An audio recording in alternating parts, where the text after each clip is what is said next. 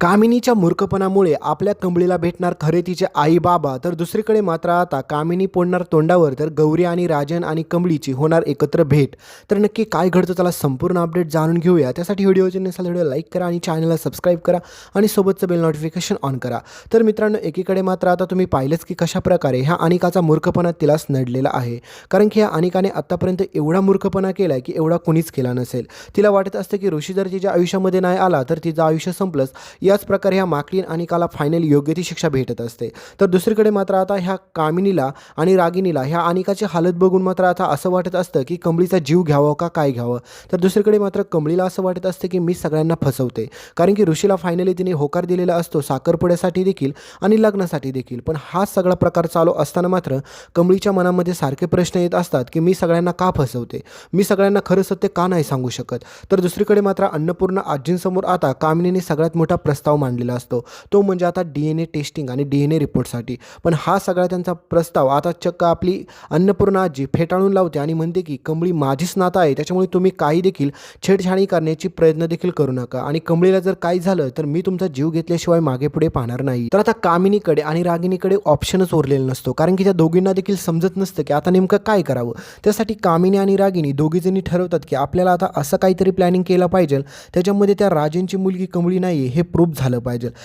तर कामिनी आणि रागिनी आता ह्या दोघींनी मिळून देखील मात्र आता DNA रिपोर्टसाठी टेस्टिंग करण्यासाठी आता सॅम्पल गोळा करत असतात. तर राजन आता ज्या अवस्थेमध्ये पडलेला असतो तर त्याचे देखील काही सॅम्पल घेऊन येतात आणि आपल्या कमळीचे देखील.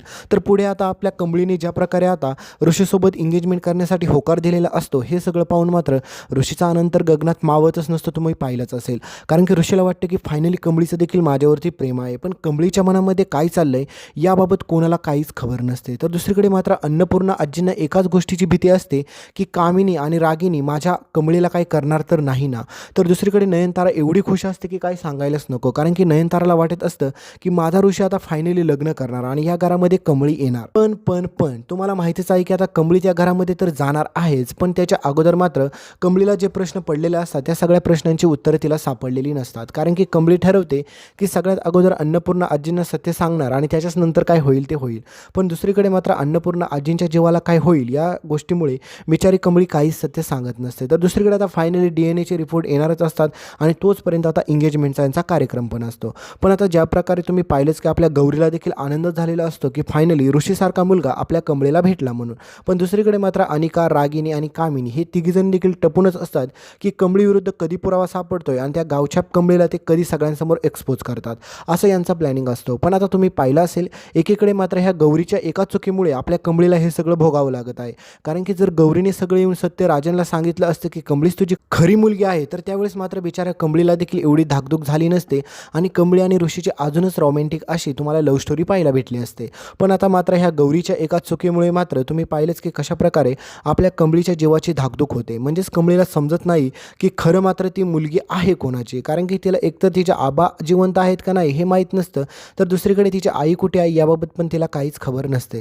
तर आता कमळी आणि ऋषीची एंगेजमेंट तर सक्सेसफुल होती, पण त्याच एंगेजमेंटमध्ये सगळ्यात मोठा राडा होणार आहे. म्हणजेच ही कामिनी DNA रिपोर्ट आता सगळ्यांसमोर घेऊन येते आणि चक्क मात्र आता नयनताराच्या तोंडावरती फेकून मारते. तुम्हाला माहितीच आहे की नयनताराने कशाप्रकारे ह्या कामिनीला घराच्या बाहेर काढलं होतं आणि सांगितलं होतं की माझा पूर्णपणे विश्वास आहे कमळीवरती आणि अन्नपूर्णा आजींवरती. पण फायनल त्या DNA रिपोर्टमध्ये आता असं काही सापडतं की त्याच्यामुळे बिचाऱ्या कमळीला तिचे खरे आईबाबा कोण आहेत हे समजतं. पण आता कमळीला फसवण्यासाठी मात्र कामिनी मात्र चक्क आता खोटे DNA रिपोर्ट्स बनवायचं ठरवते. म्हणजेच आता कामिनीला अजूनपर्यंत एक पण ठोस पुरावा सापडलेला नसतो की कमळीच खरं मात्र राजेंची मुलगी आहे म्हणून. तर ते खोटे DNA रिपोर्टमध्ये कामिनी असं काय करते की राजेंची ती मुलगीच नाही आहे म्हणून. आणि याच गोष्टीमुळे मात्र आता यांच्या एंगेजमेंटमध्ये सगळ्यात मोठा बवाल आणि राडा होणार आहे. पण या एका चुकीमुळे मात्र आता सगळ्यात मोठी गोष्ट अशी बाहेर येते की तुम्हाला समजेलच की आता कामिनी काही जरी झालं तरी कमळीला आपल्या त्या घरातून बाहेर हाकलण्याचा प्रयत्न करत असते. कारण की ऋषीसमोर सगळ्यांसमोर कामिनी सगळ्यांना ओरडून सांगत असते की मी किती दिवस सांगत होते की ही कमळी खरंच अन्नपूर्णा आजींची नात नाही आहे, कारण की महाजनांची नात बनायची ह्या कंबळीची गावछापची लायकीच नाही आहे.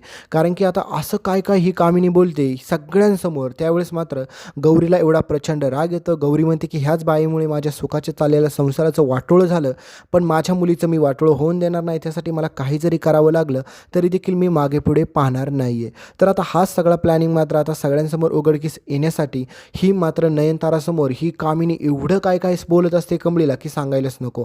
आणि या सगळ्या एंगेजमेंटच्या कार्यक्रमामध्ये राडा होतो, कारण की दुसरीकडे अन्नपूर्णा आजींना देखील वाटतं की राजेंची खरंच ही मुलगी नसेल. कारण की कामिनी सगळ्यांसमोर म्हणते की आता DNA रिपोर्टमध्ये देखील असंच दिसत आहे की खरंच राजेंची मुलगी कंबळी नाही येते. पण आता हे सगळं प्रकार चालू असताना तुम्हाला माहितीच आहे की ऋषीचं आपल्या कंबळीवरती एवढं प्रेम असतं की ऋषी सगळ्यांना एकच सांगतो की मी कंबळी महाजनांची नात आहे म्हणून लग्न केलेलं नाही आहे. कारण की तसं पण मला कंबळी आवडतच होती आधीपासून, आणि मी तसं पण कंबळी महाजनांची नात असो किंवा नसो तरी पण मी लग्न करणारच होतो. पण आपल्या ऋषीचं हे सगळं काय बोलणं ऐकल्याच्यानंतर तुम्हाला वाटतंय का नयनतारा शांत बसेल? अजिबात देखील नाही. कारण की नयनतारा सगळ्यांसमोर एवढा कालवा करते, एवढी कुटाणं करते आणि कंबळीला चक्क मारायला धावते. कारण की नयनतारा म्हणते की अन्नपूर्णा आजी, आजपर्यंत मी तुमच्यावरती एवढा विश्वास ठेवला आणि तुम्हीच माझा विश्वासघात केला. माझे सगळे एवढे मेंबर्स आलेत, एवढी मोठी मोठी लोकं आलेत, त्या सगळ्यांसमोर आम्हाला तोंडावरती पाडताना तुम्हाला लाज नाही वाटली? तर आता तुम्हाला माहितीच आहे की अन्नपूर्णा आजी अगोदरच किती मोठ्या धक्क्यात गेलेल्या असतात. कारण की कामिनीने ते DNA रिपोर्ट दाखवलेले असतात आणि त्या DNA रिपोर्टमध्ये सगळ्यांना असं समजतं की खरंच राजेंची मुलगी नाही आहे कंबळी, पण ते DNA रिपोर्ट्स खोटे असतात. आणि हे सगळं केलेलं असतं कामिनीने आणि रागिणीने, कारण की त्यांना अनिकाचं लग्न लावायचं असतं ऋषीसोबत. पण आता हा सगळा प्रकार घडल्यामुळे मात्र कंबळी सगळ्यांना समजावून सांगत असते, मी हे सत्य तुम्हाला सांगणारच होते, मी हेच करणार होते, तेच करणार होते. पण त्यावेळेस मात्र बिचारा कंबळीचं देखील कोणीच ऐकून घेत नाही. कारण की अन्नपूर्णा आजींना एवढा मोठा धक्का बसतो की अन्नपूर्णा आजी म्हणतात की अगं कमळे, आम्ही काय केलं नाही तुझ्यासाठी, तू आमचा एवढा मोठा विश्वासघात का केला? पण हे सगळं बोलल्याच्या नंतर मात्र आता कंबळीला कळत नसतं काय करावं. पण आता याच ठिकाणी मित्रांनो कहाणीमध्ये ट्विस्ट असा येतो की ऋषी म्हणतो की DNA रिपोर्ट्स तर तुम्ही पाहिलेत ना, तुम्ही आणलेत ना, तर आता अजून एकदा DNAची टेस्टिंग करायची. आणि त्याच वेळेस मित्रांनो कहाणीमध्ये ट्विस्ट असा येतो की ऋषी ज्यावेळेस मात्र ते DNA रिपोर्ट घेऊन जातो आणि DNAची टेस्टिंग करतो, त्यावेळेस मात्र समजतं की कंबळी खरंच राजेंची मुलगी आहे ते. आणि त्यावेळेस मात्र कंबळीला विश्वास बसत नाही की एवढ्या दिवस जे चाललेलं नाटक होतं खोटं खोटं तेच नेमकं खरं ठरलं. तर दुसरीकडे मात्र आता गौरी देखील त्या ठिकाणी येते आणि सगळ्यांसमोर ह्या कामिनीला एक्सपोज करते. पण हे सगळं मित्रांनो घडत असताना मात्र ह्या कामिनीचं थोबाड पाहण्यासारखं होतं. नयनताराला भर एंगेजमेंटमध्ये आणि लग्नामध्ये देखील आपल्या कंबळीची माफी मागावी लागते, कारण की तिने कंबळीला खोटं ठरवलं होतं. तर दुसरीकडे मात्र अन्नपूर्णा आजी देखील कंबळीला जाऊन मिठी मारते, दुसरीकडे गौरीला देखील मिठी मारते आणि हे सगळं कुटुंब एकत्र येतं. पण हे सगळं होत असताना मात्र कामिनी शांत बसणार नाही आहे. कारण की तुम्हाला माहितीच आहे की कामिनीला एवढ्या दिवस गेल्या कित्येक दिवस त्यांचा बदला घ्यायचा होता आणि कंबळी आणि ऋषीचं लग्न होऊनच द्यायचं नव्हतं. पण फायनली कंबळी आणि ऋषीचं लग्न देखील होतं. दुसरीकडे मात्र कंबळीला हे देखील समजतं की तीच खरं राजेंची मुलगी होती. राजांना देखील एवढ्या दिवस वाटत होतं की आपण सगळं खोटं बोलतोय, नाटक करतोय, पण राजांना देखील फायनली विश्वास बसतो की कंबळीच त्याची मुलगी आहे ते. दुसरीकडे गौरीला पाहून मात्र सगळ्यांना धक्का बसलेलाच असतो, पण नयनताराला समजत नसतं एवढे दिवस आमच्या घरामध्ये काम करणारी गौरी ही राजेंची बायको होती म्हणून. त्यावेळेस मात्र नयनताराच्या डोळ्यातून पाणी येतं. तर हा सगळा काही ट्विस्ट तुम्हाला कहाणीमध्ये पुढे पाहायला भेटेल. पण मित्रांनो तुम्ही एकच सांगा, मात्र कामिनी आणि रागिणीला कोणती शिक्षा झाली पाहिजे? आणि हे सगळं तुम्हाला लगेच पाहता येणार नाही आहे. या सगळ्याला तुम्हाला खूप दिवस लागणार आहेत. भेटूया पुढच्या अपडेटमध्ये. तोपर्यंत व्हिडिओ लाईक करा, चॅनल सबस्क्राईब करा आणि या व्हिडिओला हाईप करायला विसरू नका. हाईप नक्की करा.